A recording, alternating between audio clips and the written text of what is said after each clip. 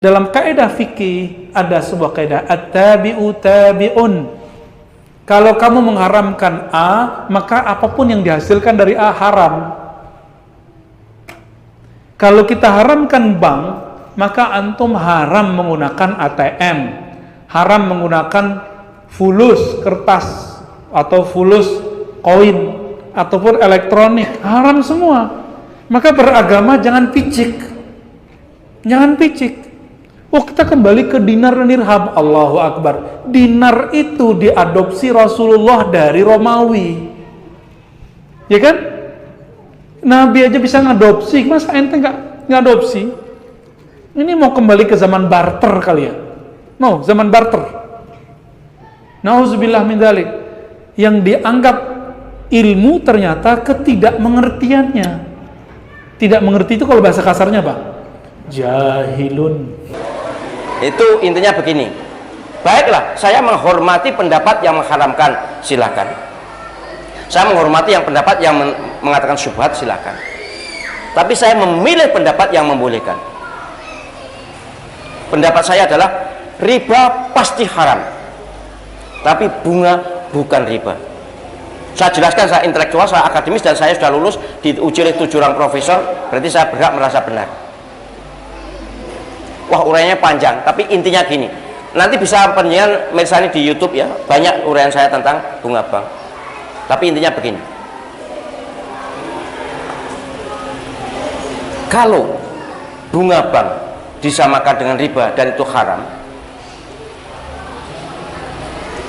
bagaimana nasibnya bangsa Indonesia yang 97% masih bertransaksi dengan bank konvensional, hanya 3% bank syariah itu. Dan saya salah seorang dewan pengawas syariah Bank Jatim dulu, pernah selama 4 tahun, kemudian sekarang sudah digantikan yang lain. Saya tanya kepada pegawai bank syariah, gimana mekanisme sampean mengurus atau menghitung bagi hasil. Jujur dikatakan bahwa sama dengan bank konvensional. Akadnya memang berbeda, namanya mudharabah atau bagi hasil atau apapun, tapi mekanismenya sama. Maka waktu saya ikut seminar nasional tentang bank syariah itu dinyatakan bahwa ada bank syariah tipe A yang sama sekali tidak ada bunga, tidak ada pengaruh bank, tidak ada mudah dari bank, tapi belum ada di Indonesia. Yang kedua, bank syariah tipe B, yaitu mekanismenya masih memang sudah mulai syariah, tapi modalnya masih dari bank konvensional.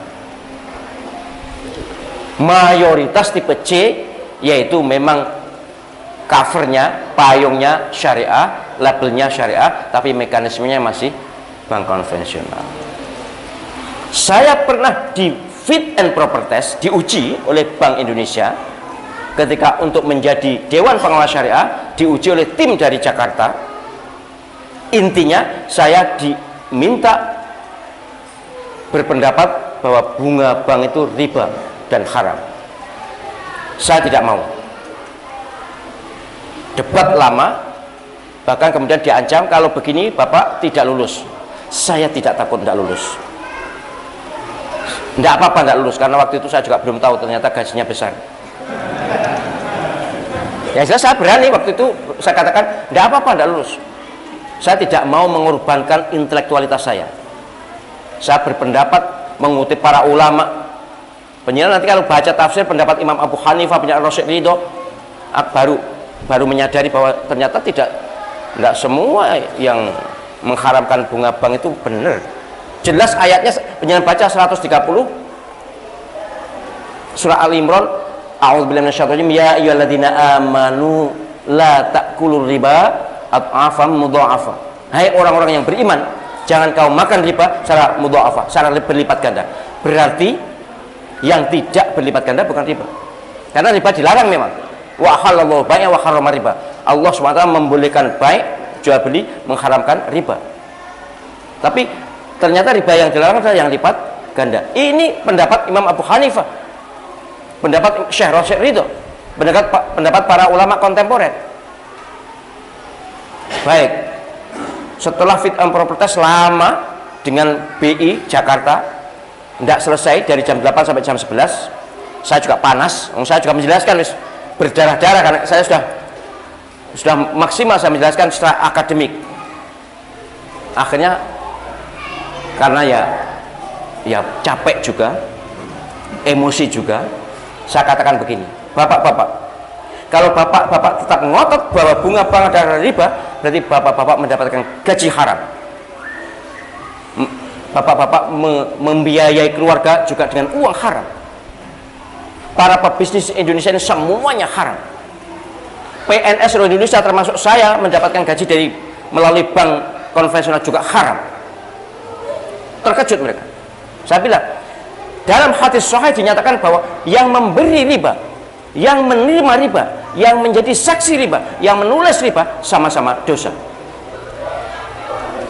Bagaimana nasib pensiunan pegawai bank ribuan bahkan ratusan ribu kalau itu diharamkan? Diam akhirnya. Diam. Mereka terkejut, diuji kok malah nantang, kira-kira ngono. Diuji kok malah menceramai, kira-kira ngono. Nah, saya terus terang, ya waktu itu sudah profesor kok. Tahun 2007 kan saya sudah profesor, sudah yang uji anak-anak muda. Memang mereka profesional banget, tapi oke lah, saya tetap menghargai. Tapi kalau memaksa saya untuk mengharamkan, ya tidak bisa. Bahkan saat disurati MUI Pusat, DSN, saya disurati tentang pendapat saya tetap saya jelaskan bahwa secara akademis memang bisa disebut haram, boleh, syubhat. Secara sosiologis kita masih harus melihat masyarakat bagaimana. Sama dengan rokok kan, rokok itu mestinya harusnya haram, tapi nyatanya rokok itu saya bahas di disertasi. Rokok itu item bahayanya 18, narkoba 12, berarti lebih banyak rokok, lebih bahaya rokok sebenarnya. Itu disertasi loh, gak main-main, saya tulis. Maka saya nyatakan di dalam disertasi, secara akademis rokok itu haram, tapi secara sosiologis makruh tahrim. Mengapa? Kalau saya katakan haram, betapa banyaknya. Toh itu dasarnya kias. Dan mekanisme riba dengan bunga itu berbeda. Riba itu nggih, harus kalau ada zulm itu pemerasan, ada gharar penipuan, menghilangkan ta'awun, tolong menolong, itu riba. Kalau tidak, bahkan menimbulkan ta'awun, tolong menolong, bantu membantu, juga tidak ada dusta di antara yang berakad, tidak ada gharar, tidak ada pemerasan, ya bukan riba dong. Coba penjelasan, pikir, saya pinjam uang di bank 100 juta, uang itu dari penjenengan nyimpan 100 juta di bank, saya pinjam, saya gunakan untuk bisnis, saya dapat laba, penjenengan tidak dapat. Adil pun tidak. Sing duit malah gak entuk apa-apa, sing utang malah iso bisnis. Adil mana? Oh, tapi ada dalil kullu qardin jarra manfaatan fa riba. Semua pinjaman yang ada manfaatnya maka riba. Oke, andai kata itu dibuat dalil, saya pinjam uang penjenengan, Ustadz, saya pinjam uang 1 juta. Oke Ustadz, 1 juta diberikan. Karena saking senangnya waktu nyaur saya beri 1,5 juta. Yang 1,5 juta halal atau haram? Halal. Padahal itu pertambahan, tapi kemauan saya 500 juta halal, Pak. Bahkan ada hadis Bukhari, itulah peminjam yang terbaik. Uang utang yang paling bagus itu nek nyaur diluwi. Tapi saya gak ono. Pamane kok ngluwi wong ditagih muring-muring kok. Sing utangnya wis lali, mosok sing diutangi gak lali-lali ngono. Tapi kalau saya pinjam uang penjenengan 1 juta, kemudian penjenengan muni, Ustadz, ya nanti tolong mengerti ya, kalau mengembalikan tolong tambahi 10.000. 1 juta 10.000. 10.000 riba. Mengapa? Karena mencegah ta'awun. Itu. Jadi sekali lagi soal riba dan bunga memang kuat dipersoalkan, tapi sekali lagi saya seperti itu. Prinsipnya bahwa riba itu memang yang yadzlimun wa yadzlamun, yang mencekik dan dicekik.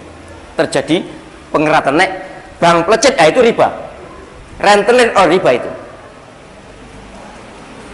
Tapi nek bank ini adilnya malah harus ada bunganya. Kalau tidak ada bunganya, ya tidak adil dong.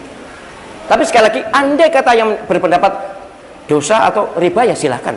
Bahkan saya ada murid sudah doktor, lalu menghadap saya, Ustadz, saya mohon izin untuk menulis buku, ternyata tidak semua riba haram.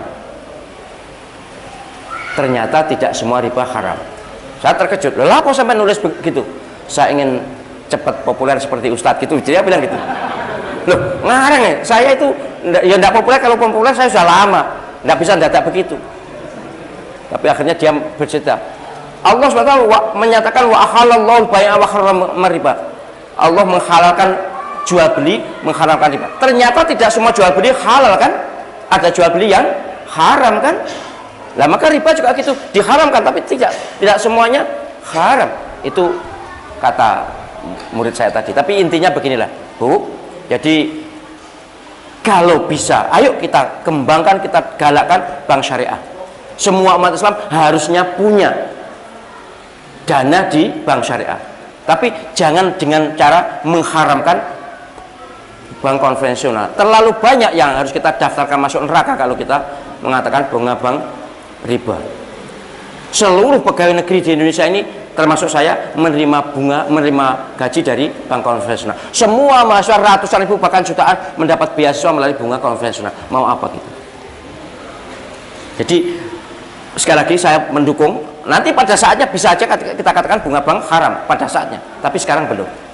Wes gitu aja, Bu, nggih. Boleh disetujui, boleh tidak ada masalah. Malah diarani ono bahsul masail. Masalah itu kalau dibahas tetap darani intelek. Senajan itu ora tau ono solusine. Mulai dhisik muktamar NU Cek Muhammadiyah agar hukumnya bank di mana? Mesti kaule telu boleh di. Sing sitoke bebas tegas haram. Sing loro awur-awuran halal. Sing telu bebas hati-hati jare subhadra. Wis wong iki saya halal haram napa?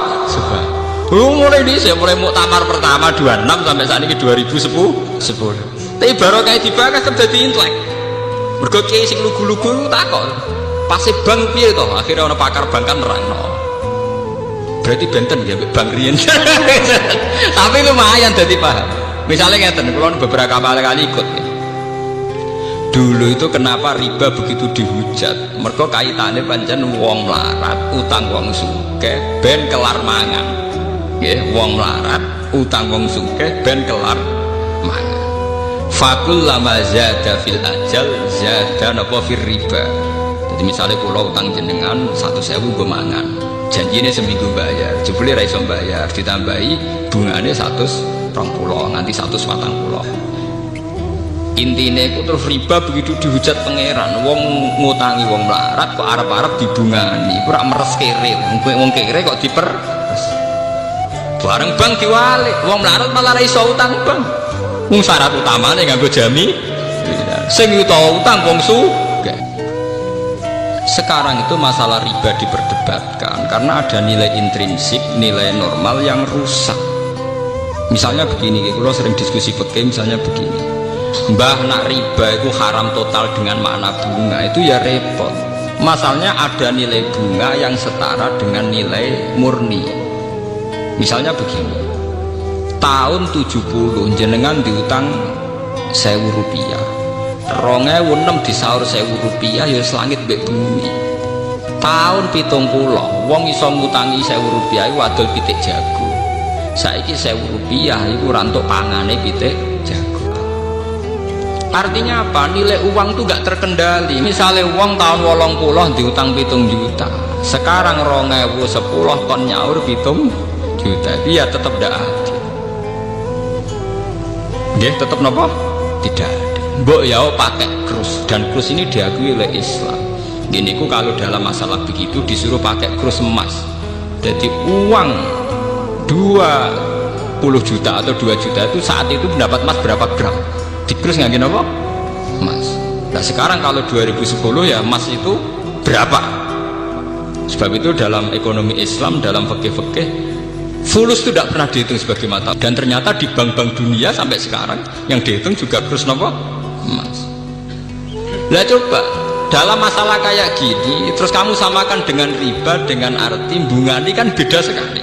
Itu kan penyusutan faktor deflasi, faktor pengurangan nilai uang. Tapi masalahnya riba dengan sistem perbankan sesuatu yang dulu-dulunya memang beda.